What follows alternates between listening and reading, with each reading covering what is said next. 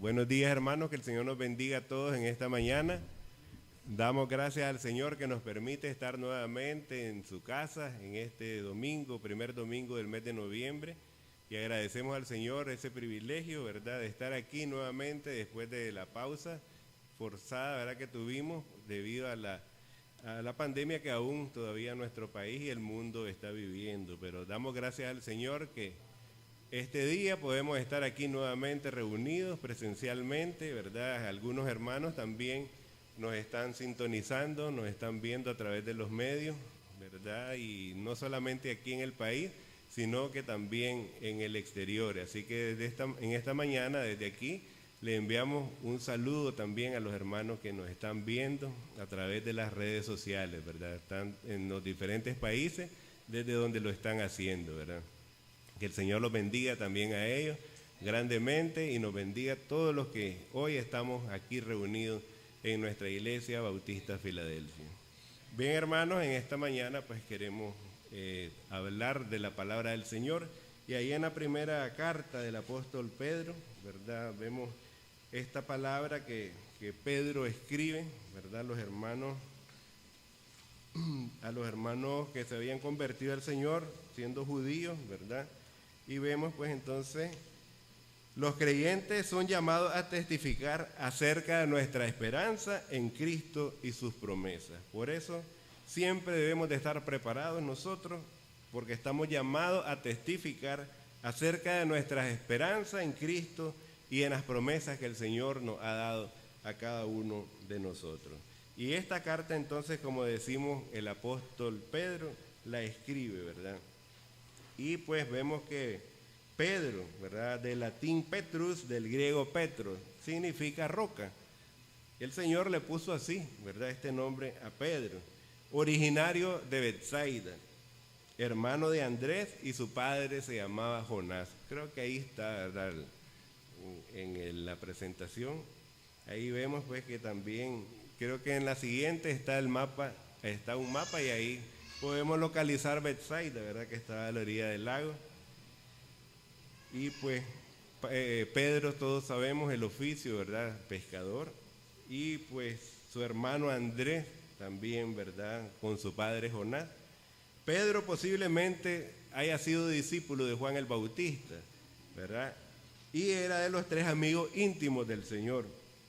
Y siempre que se refiere a la Escritura, Pedro siempre es nombrado en primer lugar, ¿verdad?, que el Señor llamaba a sus 3 amigos íntimos.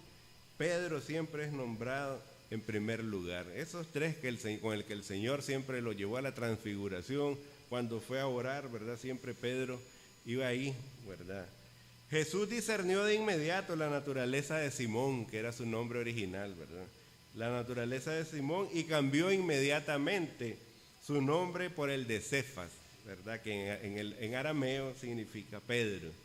Entonces el Señor discernió, todos sabemos, ¿verdad?, de que el carácter de Pedro era rápido, se encendía, ¿verdad? Entonces el Señor discernió inmediatamente la naturaleza del carácter de Simón.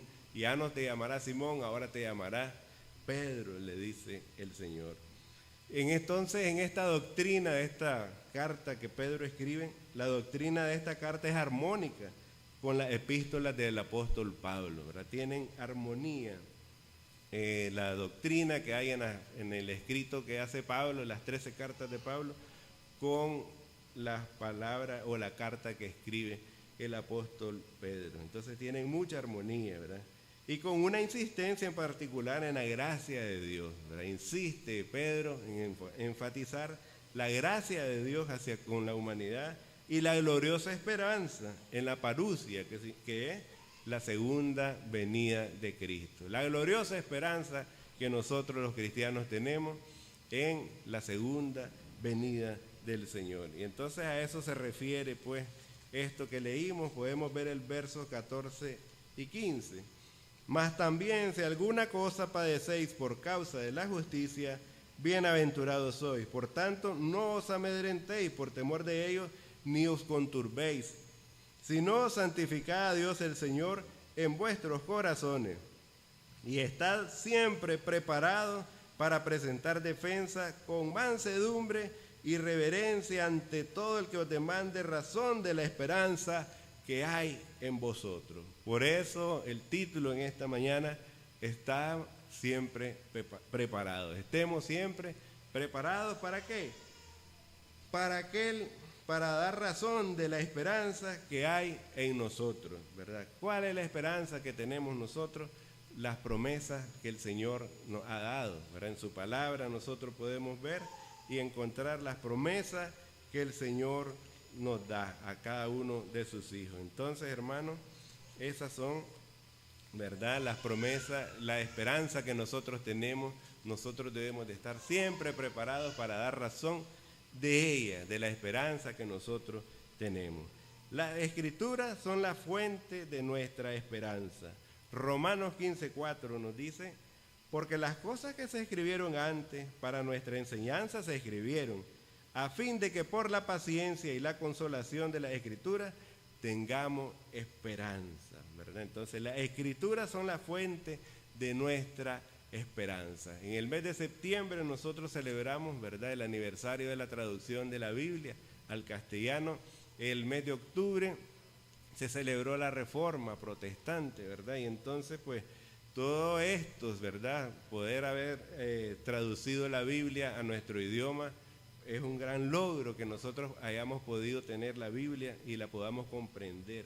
Por eso la palabra, pues, en Romanos 15:4 nos dice: porque las cosas que se escribieron antes para nuestra enseñanza se escribieron, a fin de que por la paciencia y la consolación de la Escritura tengamos esperanza. Entonces, a través de la lectura de la palabra del Señor, nosotros podemos comprender y entender las promesas del Señor, la esperanza que nosotros tenemos, ¿verdad?, acerca de lo que nosotros creemos, esa esperanza viva que tenemos en Cristo Jesús. Así que las Escrituras son la fuente de nuestra esperanza. También inspira una vida limpia, ¿verdad? Primera de Juan 3:3 nos dice: y todo aquel que tiene esta esperanza en Él se purifica a sí mismo, así como Él es puro, ¿verdad? Todo aquel que tiene esta esperanza en Él, ¿en quién? En Cristo Jesús, se purifica a sí mismo, así como Él es puro. Y esto nos inspira a vivir una vida limpia. También tenemos un tesoro celestial, Colosenses 1:5. A causa de la esperanza que os está guardada en los cielos, de la cual ya habéis oído por la palabra verdadera del Evangelio. Entonces, la esperanza que está guardada en los cielos, de la cual nosotros hemos escuchado en la bendita palabra del Señor. Así que, hermanos, esta carta entonces que Pedro escribe, ¿verdad? Aquí en 1 Pedro vemos que Pedro, ¿verdad?, es el escritor, como lleva el nombre esta carta, ¿verdad? Pedro, apóstol de Jesucristo, dice el versículo 1:1, capítulo 1, versículo 1. Pedro, apóstol de Jesucristo, a los expatriados de la dispersión en Ponto, en Galacia, Capadocia, Asia y Bitinia. Ya Pedro escribe y pone, ¿verdad?, su sello aquí, iniciando esto de que es Pedro quien escribe esta carta, en donde nosotros encontramos la bendita promesa del Señor, ¿verdad? La esperanza que nosotros tenemos en confiar en cada una de las promesas de nuestro Señor. Por eso tenemos, dice, este tesoro celestial, ¿verdad? A causa de la esperanza que está guardada en los cielos, de la cual ya habéis oído por palabra verdadera del Evangelio. Me gustó esta traducción que hay en la traducción del lenguaje actual, esta versión, ¿verdad?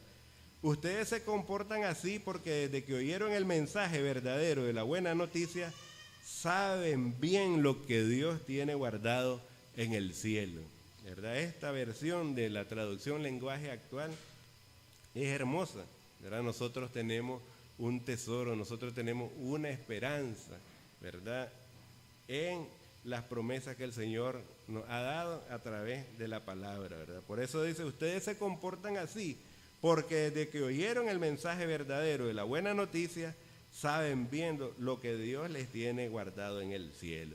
Y con mucha razón, pues también el pasaje dice: la fe viene por el oír, y el oír la palabra del Señor.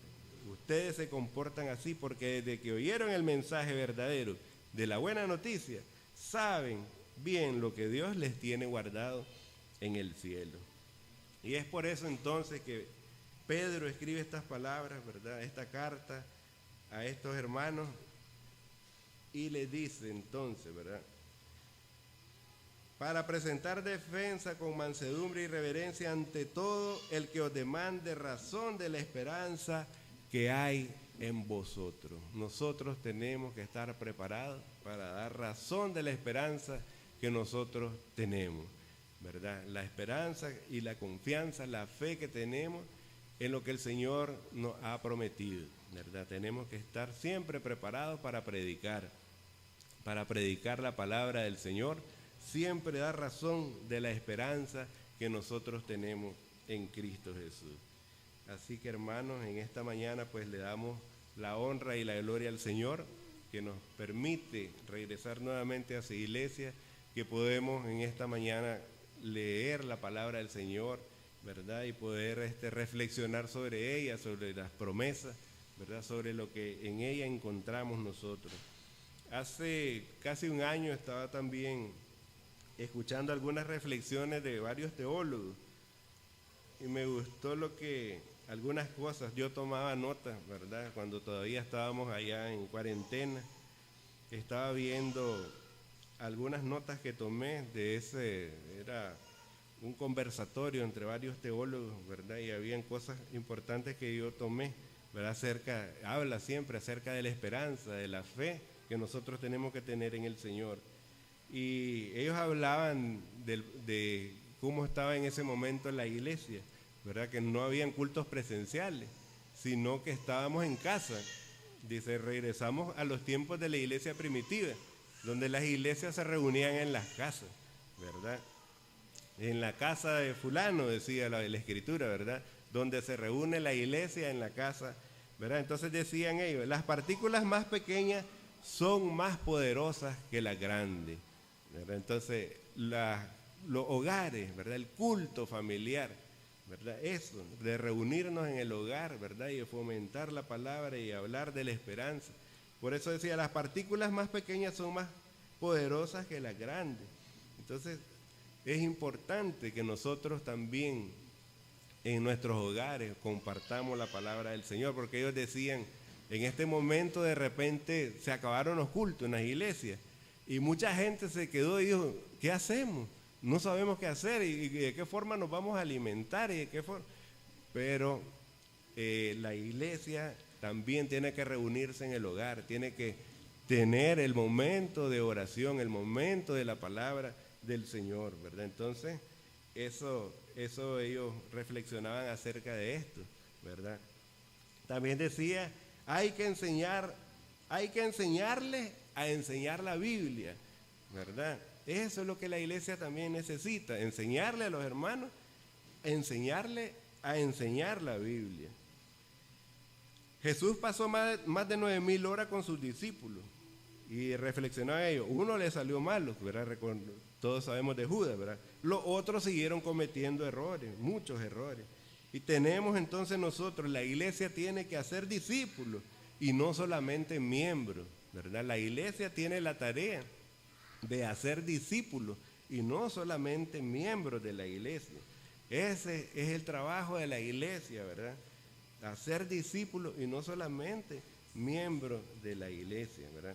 Hay que dedicarse al genuino discipulado, no para que sigan a los pastores o al pastor, sino que la iglesia siga a Cristo, ¿verdad? Ese debe ser el trabajo de la iglesia. La iglesia tiene que aprender a seguir a Cristo, a confiar en estas promesas, ¿verdad? A confiar en lo que el Señor, las promesas que nos ha dado, ¿verdad? Todas las promesas. La iglesia, ¿qué necesita escuchar la iglesia hoy? Decían ellos. La iglesia necesita escuchar hoy que Jesús ven pronto, ¿verdad? Jesús ven pronto, decían ellos.